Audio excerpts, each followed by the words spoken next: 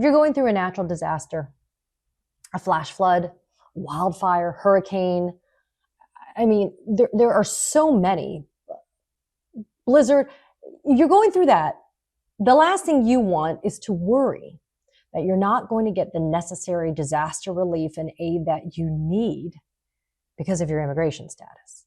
I mean, has our country really deteriorated and devolved to the point where we're only going to be able to provide disaster relief to people after we've checked their immigration status?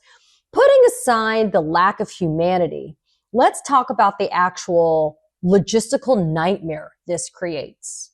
People, hold your horses. Can't give you the aid you need. I gotta be able to make sure that you're not an undocumented immigrant.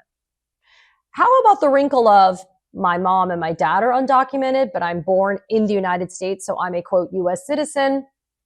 And does that mean that we're not going to go and get aid for everybody? Does that mean my entire home is excluded? I mean, how does this obscene, dumb, lack of humanity shit work? That's why I asked. Make it make sense, people, because it doesn't. So here's the latest. The Department of Homeland Security now barring states and volunteer groups, nonprofits, that receive government funds from helping undocumented immigrants. The source of this information, it's the Washington Post. But what did the WAPO people look at? They looked at the latest documents that had been released from FEMA, the Federal Emergency Management Agency.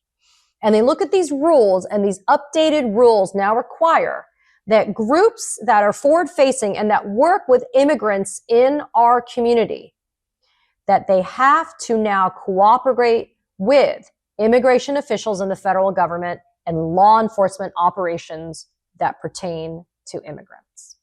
Those are the new rules. New, as in under the Trump administration. Do not confuse this with another administration. This is happening on Donald Trump's watch. So, these new requirements for the aid contracts that are being entered into by and between FEMA and the federal government with these aid groups and organizations, these new 2025 contracts state that nonprofits and other aid organizations won't be able to provide disaster relief to people that are undocumented in the United States. Like I said, help it make sense. When you accept federal grants and awards, the aid organization says and represents and affirms that it will not operate a program that, quote, benefits illegal immigrants or incentivizes illegal immigration, period. So what does that mean? That means that if you're providing shelter, food, information, counsel, clothing, prayer, that means you can't? I mean, what does benefiting an illegal immigrant mean? And I'm not just saying this as a lawyer, although as a lawyer, I would love to challenge this. What is a benefit? How do you define a benefit? If I hold your hand, if I give you food, am I benefiting you? I mean, according to the Trump administration, it is. So before I help you, in your most desperate time of need, I'm going to ask you for proof of your citizenship status. I'm going to tell you this right now. Nobody who's working for, volunteering at any of these aid organizations or these nonprofits, none of them are worried about your immigration status. These are people that are worried that you have a roof over your head, that you have warm food in your stomach, that your children have a place to be that is safe and secure while you are trying to so desperately find peace and comfort and security at a time when you have lost it all, pretty much, right? So the impacted organizations include, are you ready? The American Red Cross, the Salvation Army. These are not small, although this does impact smaller groups if you're taking the federal funding, right?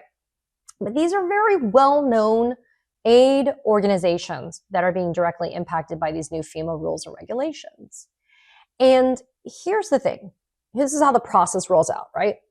So the government gives the funds to the states, and then the states then bring in the disaster relief organizations to help during the event of a disaster, right? And so if you are one of those organizations that is being brought in by the state, you and your subcontractors, your sub-vendors, your vendors, et cetera, they all have to agree to abide by the overarching rules that are provided by the federal government. That means the funds are conditioned upon your agreement to be able to do what the federal government tells you to do, which is you cannot benefit an illegal immigrant, and you have to help. You have to affirmatively help in the enforcement operations of Trump's draconian illegal immigration policies. So if you are receiving a grant in funding and award of federal funding, you must guarantee that contractors and the subrecipients abide by all the terms of FEMA and the federal government. According to the acting FEMA press secretary, Daniel Largues, any recipient of DHS or FEMA grants are required to follow the DHS standard terms and conditions. And that is what is included in those DHS documents. And then here's something that was noted by media. It's reported that all award recipients must comply with federal statutes that prohibit state and local governments from keeping information about a person's immigration status from DHS. So even if you don't want to cooperate, you are required to do so, and you have to basically narc on a person's immigration status when they are coming to you for help. Award recipients are also barred from, quote, harboring, concealing, or shielding from detection illegal aliens. Recipients have to agree to provide access to detainees, such as when an immigration officer seeks to interview a person who might be a removable alien, and recipients may not leak or publicize an immigration enforcement operation.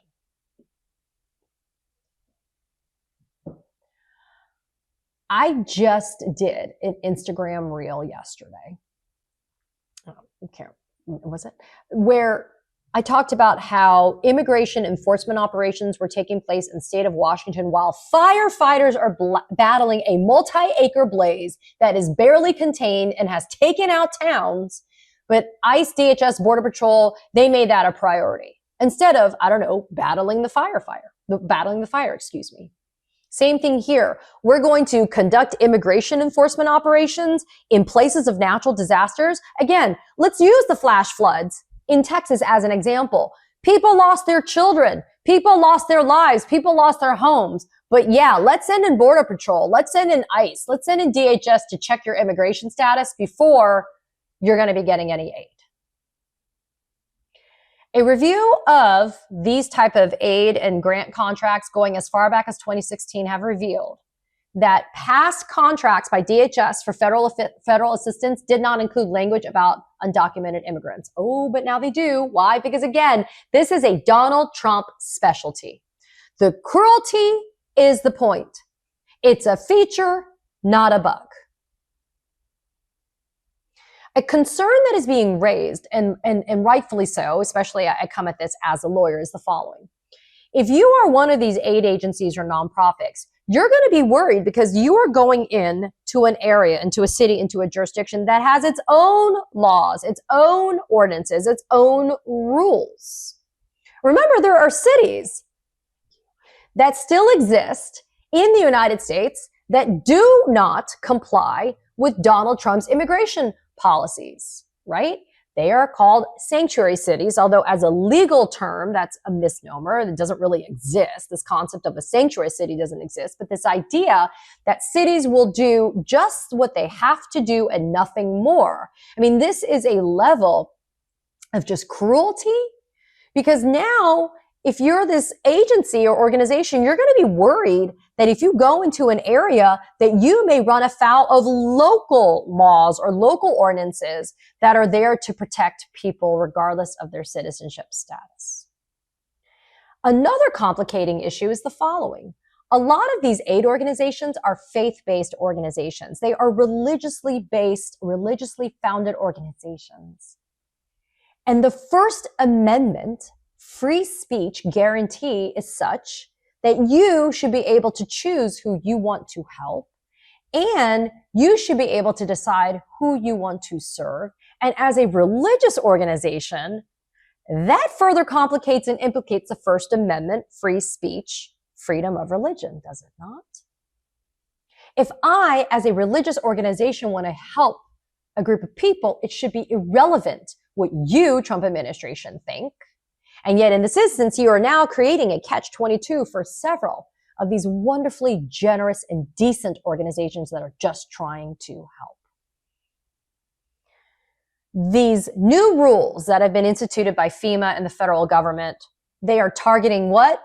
DEI. It's a war on woke. It's this idea where you're going to go after diversity, equity, and inclusion policies because, again, these federal awards cannot be used to, quote, advance or promote DEI or DEIA, diversity, equity, inclusion, and accessibility, right? And these federal awards cannot be used for, quote, discriminatory equity ideology. Can you explain to me what in the actual fuck that is? Last I checked, a dollar is a dollar. It doesn't have a political affiliation. Last I checked, natural disasters aren't only targeting certain groups of people because of their political ideologies. But yeah, I guess if you are the Red Cross, that's all you're caring about according to the federal government. I mean, people should be just galled by the audacity of this government.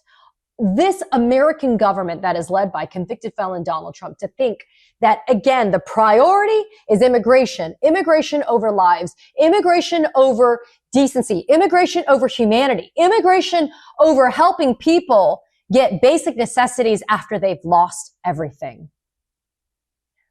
Fuck the Republicans and fuck Donald Trump for this type of stuff. Unbelievable. I mean, lest you Republicans be concerned that there's some free-for-all when it comes to disaster relief organizations by undocumented immigrants, illegal aliens, and minorities, here's a newsflash for you. There's already laws that govern federal aid and assistance, right? You have to be dutiful in your compliance. You have to acquiesce to compliance reviews. You have to submit information when asked and on regular bases to ensure that you are complying with the federal laws, rules, and regulations. This is not some unregulated space. Let me be clear. There are definite people that are watching what is going on in this aid and assistance space. And yet, according to FEMA now, if you don't agree to allow the federal government to not only do its immigration enforcement operations, but you yourself cannot give aid to undocumented immigrants, too bad, so sad, I guess. You don't get the help. You don't get the money. One person who, quote, spoke on the condition of anonymity for fear of retribution, because, you know, you can't actually speak up and say anything these days for fear of getting punished, said the following. So will our government now deprive a household with a citizen member of assistance because undocumented people live in the household too? Is the federal government saying that a disaster case manager can't even advise someone where to get help if they are undocumented or their family is? Is that really what we've come to?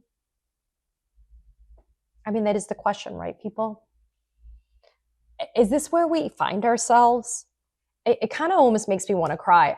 Point of personal privilege right now. In the summer of 1992, we had a hurricane called Hurricane Andrew, a Category 5, a very rare, powerful hurricane hit where I lived in the southern part of Miami-Dade County in Miami. And I was in my home with the roof peeling off, the windows popping off, the home getting flooded with storm surge. I lost my home while I was standing in my home for Hurricane Andrew. I was forced to live in the home because it was decimated. There was nowhere to go, no running water, no fresh water, no electricity, looting. I mean, you name it. It was a horrific experience. I remember all I wanted was ice and cold water. This was the summer before my senior year of high school. So you can imagine even that all got started late because of it. And, you know, the sense of desperation, people, I'm actually getting emotional right now. The sense of desperation you feel when you just want the sense of normalcy back, when you just want literally a roof over your head, when you want glass in your windows, when you just want to be able to turn on a stove or, you know, just especially as a child, right? I mean, I was a teenager, but these things were so important. I can't imagine, and I had such gratitude for the Red Cross, the Salvation Army, the National Guard even, right? That was deployed to help, the American military, just people being nice when you have nothing. I cannot believe how emotional I'm getting. You don't understand how bad it is when you have nothing. And the gratitude you have for people that are there, whether this is their job or this is what their mission is, they're there to help you. And I cannot imagine you not being able to go and get help because you are an undocumented immigrant. This is so wrong, people. I'm so sorry. This is so wrong. This is not who we are. We should never be defined in history by being the kind of people that condition help on your immigration stats. Be mad, people. Be mad. Care. Have some fucking decency and humanity. And care. Because this is not us and this is not America. Katie Phang here. We launched the Katie Phang News Channel in partnership with the Midas Touch Network so we could bring you the latest in legal and political news. Straight, no chaser. So if you're a fellow truth teller, hit that subscribe button and share the word about this channel so we can build a high information America together.